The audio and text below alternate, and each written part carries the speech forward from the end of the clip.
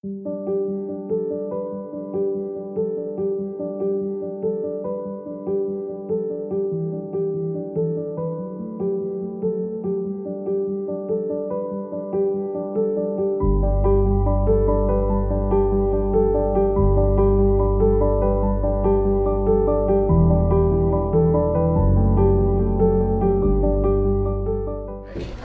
Madame Angèle. Bonjour. J'aimerais savoir qui vous êtes, vous?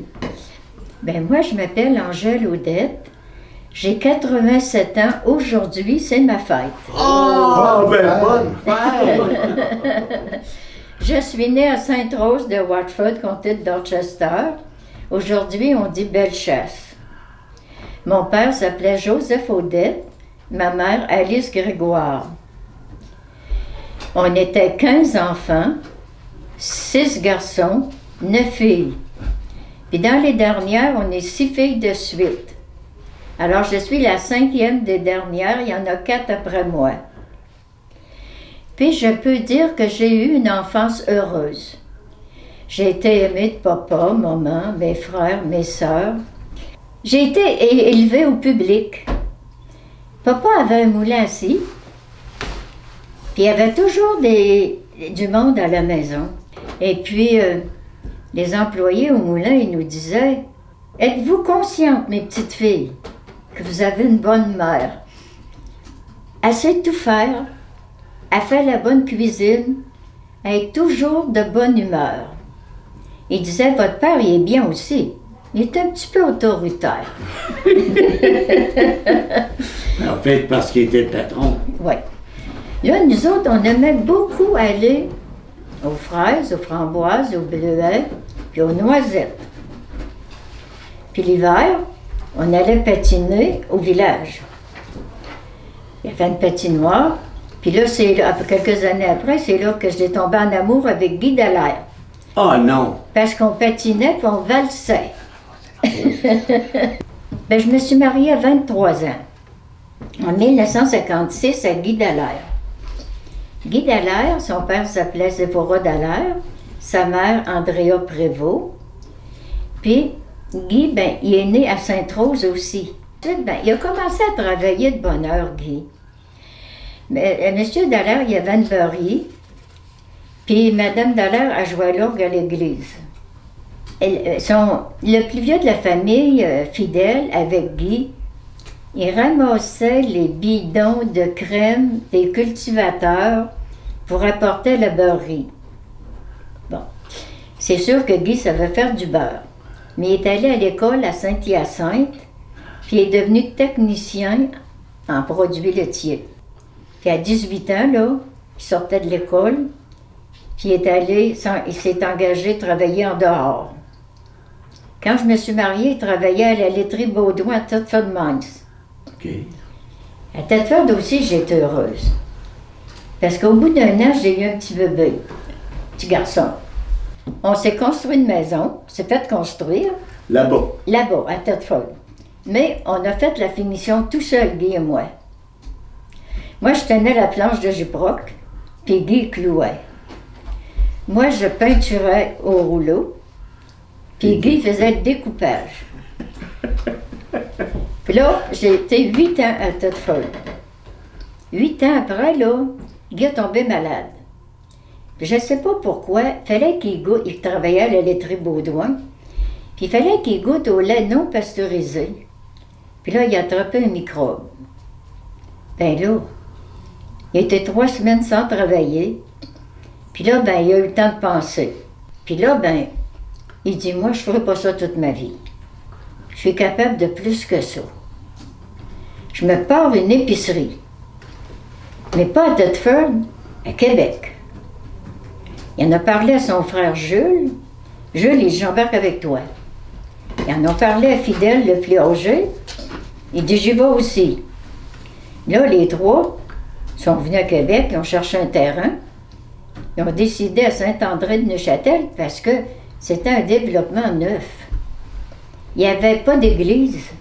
On allait à messe dans l'école. Okay.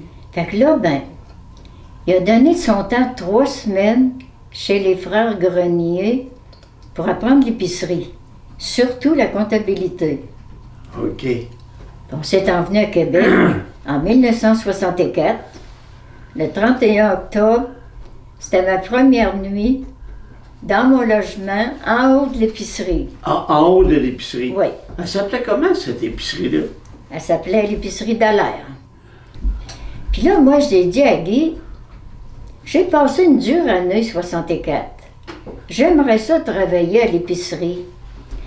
Parce que le temps que j'étais à Thetford, j'ai perdu un petit bébé prématuré. On a vendu la maison.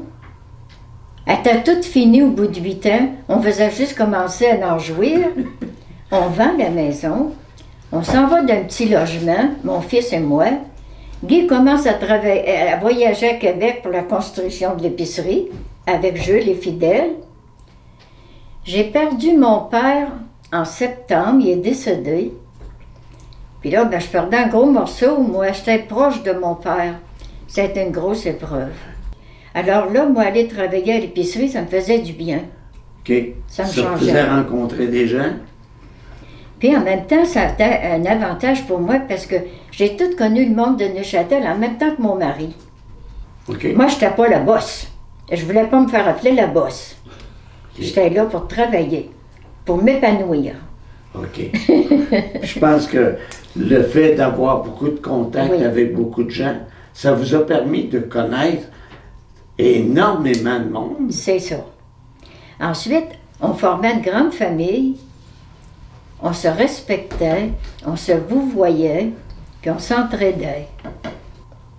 Puis le curé Lacroix, lui, il venait voir Guy, puis il demandait des sous. Fait que Guy en donnait un peu, on avait un commerce.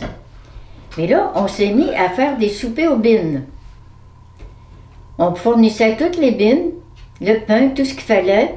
Il y en a qui préparaient le souper. Toute la paroisse était invitée pour faire des fonds. OK. Mais tout le monde venait demander à Guy parce qu'il y avait un commerce.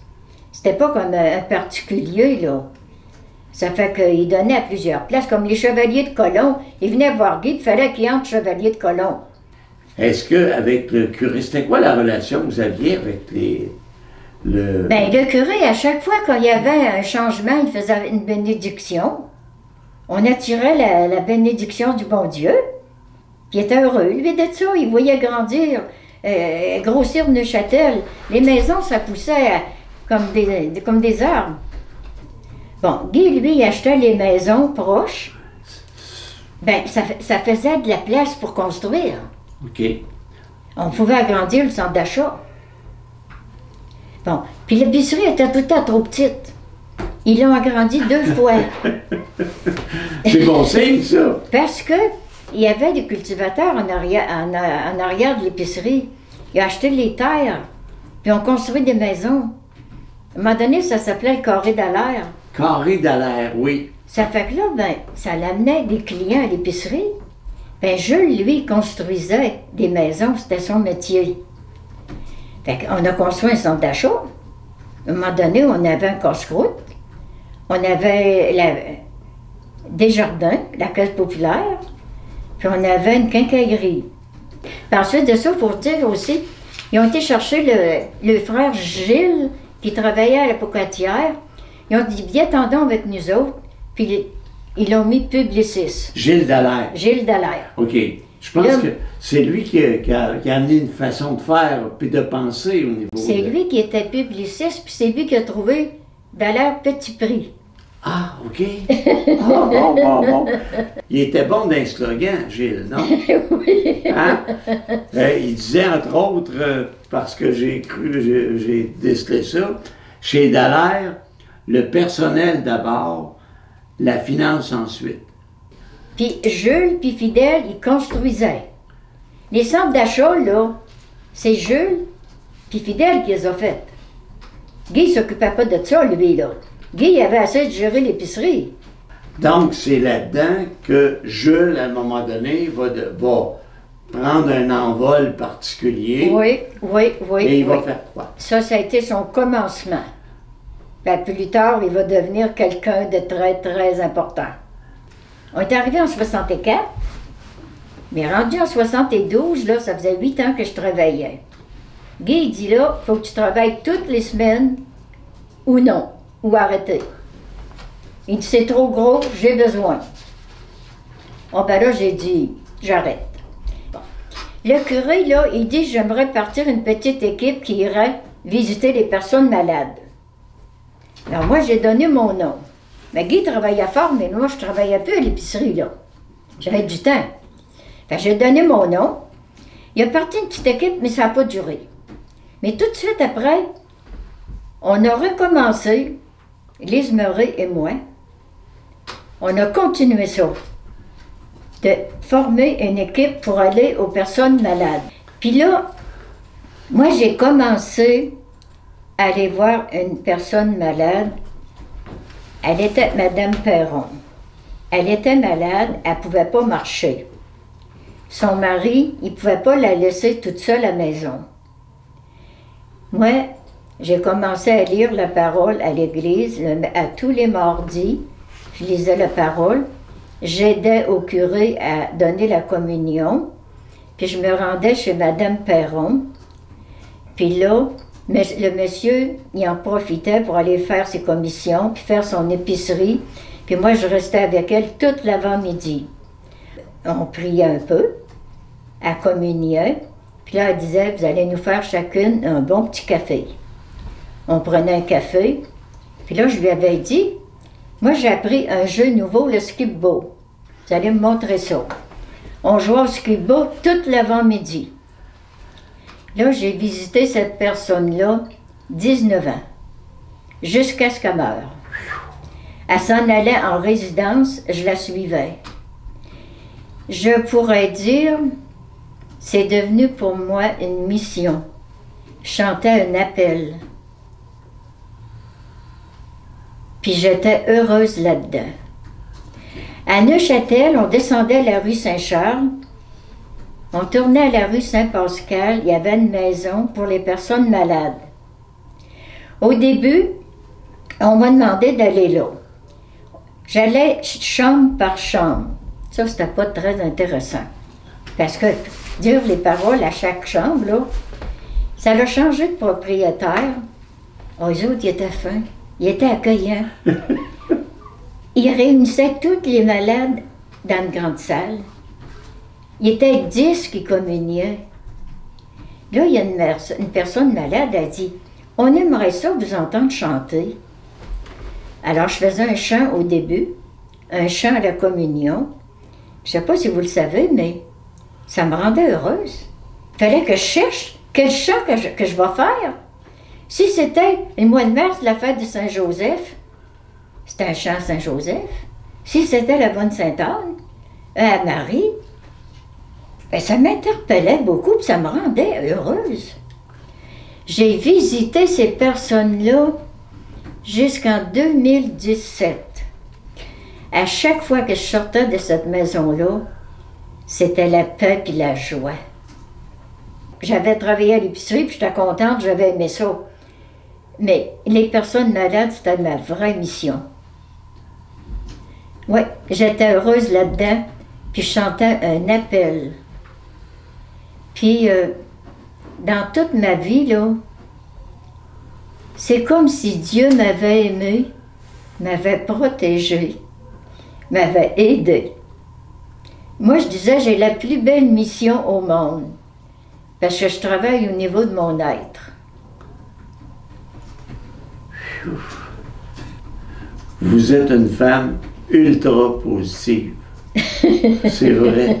Sérieusement, c'est ce qui transpire de tout ce que vous dites.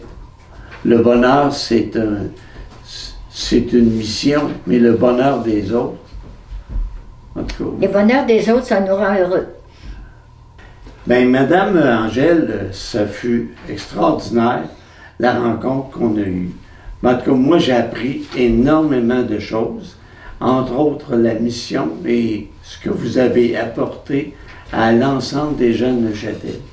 Alors, je vous dis un immense merci et très heureux d'avoir pu vous rencontrer et échanger avec vous. Ben moi, je vous remercie. Je pensais pas que ça allait être beau comme ça. Alors, Merci beaucoup.